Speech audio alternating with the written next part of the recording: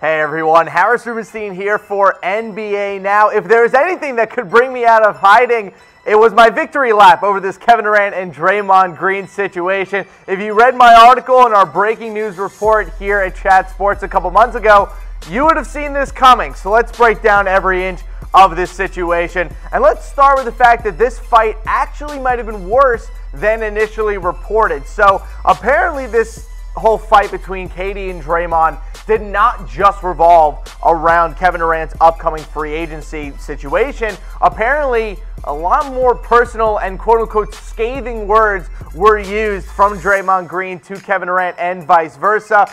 Apparently, Draymond Green called him a bitch multiple times over and apparently claimed that he was a mama's boy and that he wasn't tough enough to stay with the Warriors. So it's not hugely surprising because Kevin Durant is kind of a self-admitted mama's boy, and we've always known that he's had a little bit of a, I want to say, light backbone when it comes to be able to taking criticism. But look, this is who Draymond Green is nowadays. We've known that this is who Draymond Green is. We know his personality, and we knew that him and Kevin Durant were going to clash, seeing as they've been clashing for 3 years now. As I reported in my article over the summer, Kevin Durant and Draymond Green, despite being friends off the court, have very different styles when it comes to their competitiveness and how they compete on a basketball floor. And it's been very clear that between these two, it just doesn't mix. It's like salt, it's like vinegar and water. It just doesn't go together. So I would expect this situation to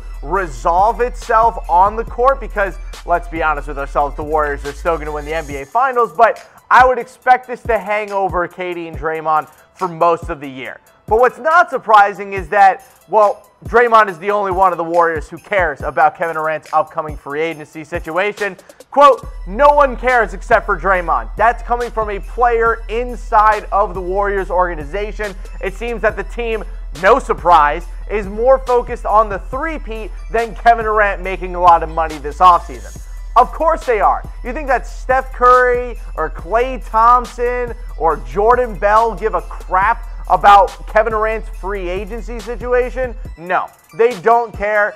You probably shouldn't care either until the season is over. But for now, the Warriors are still gonna three-peat. It's not that big of a surprise. But I don't know from you guys. Will KD re-sign with the Warriors? Give me a Y for yes, give me an N for no. I've always been in the no category. I think he's going to leave simply because he likes challenges and he's a weird dude. And even though the logical decision would be to take $200 million and win 5 titles with the Warriors, Kevin Durant is probably going to do the non-logical option and go to LA or New York or whatever. But the Warriors are still very, very confident that Kevin Durant is going to return. Are Warriors still the favorite to win the title? According to BetDSI, our friends, the #1 betting site on the internet, they, of course, are by a pretty massive margin. They are minus 172 to win the NBA title, and here is the rest of the top 5 for the title odds. The Celtics and the Raptors tied at plus 900, the Rockets at plus 1100, along with the 76ers. Kind of surprising the Sixers are still up there. However, after the Jimmy Butler trade, not that surprising. But still, the Warriors with a massive, massive lead to win the NBA title. If you want to put some money down on the Warriors to win the title, or hell, maybe another team if you think this Kevin Durant and Draymond Green situation is going to ruin the Warriors' dynasty run, you can head to chatsports.com/bet. Use that promo code NBA120 for a 120% deposit bonus. I put some money down on the Raptors. That team is nuts. Kawhi, with their three-point shooting system, they have been rolling to start the year, so I put down a couple of bucks on them, and you can too. Again, chatsports.com/bet. Use that promo code NBA120. Let's talk a little Carmelo Anthony. I don't want to take a huge victory lap with Carmelo because I love Melo and it's very sad to see this happen. But I also warned you that Carmelo Anthony was going to do nothing with the Houston Rockets because, fun fact, he doesn't play defense and he's not a spot-up shooter from 3. So what is he doing on a team that needs him to play defense and shoot spot-up threes?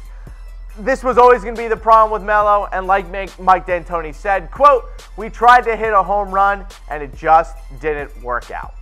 That was I I wouldn't say this is the worst case scenario for what could have happened with Melo. The worst case scenario is that, maybe he got injured or, maybe he was really, really just the worst player in the NBA, which he wasn't. It was just very clear he wasn't a fit for a three-point shooting offense. Now, the real question is, what comes next for Carmelo Anthony? Because he can still play ball. He's still widely respected around the NBA. There are 3 teams right now that are interested in Carmelo Anthony: Portland Trail Blazers, the New Orleans Pelicans, and no surprise, the Los Angeles Lakers. The Pelicans don't really make a lot of sense, though. I suppose they need to bring in as many talented big-name players as they can if they want to convince Anthony Davis to stay and make a run at the playoffs. The Blazers make no sense at all. Keep them away from Portland. They're playing great basketball this year. The last thing they need is Carmelo to come in and mess up their chemistry. The Lakers, though, could be very interesting. I think he'd be a nice player off the bench playing with LeBron.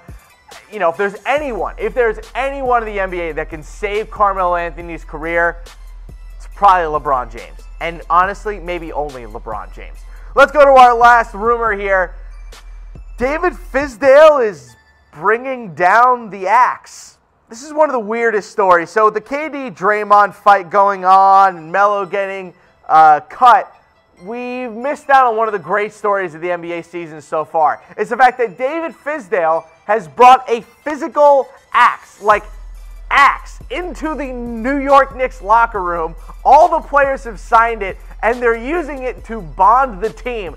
Fizdale saying, quote, "The axe is a symbol of hard work. The NBA season is like cutting down a tree, and I want all the players to be committed to cutting down this big tree." You do you, Dave Fizdale. Hey, look, the Knicks are playing okay basketball this year. I can't really hate on it too much. Alonzo Trier looks amazing. So, ISO Zoe looking great this year. I can only hate on David Fizdale and the New York Knicks all that much. But, hey, something has to change in New York. Maybe it'll be a physical tool that they can use in order to fix things in New York. That is just absolutely wild.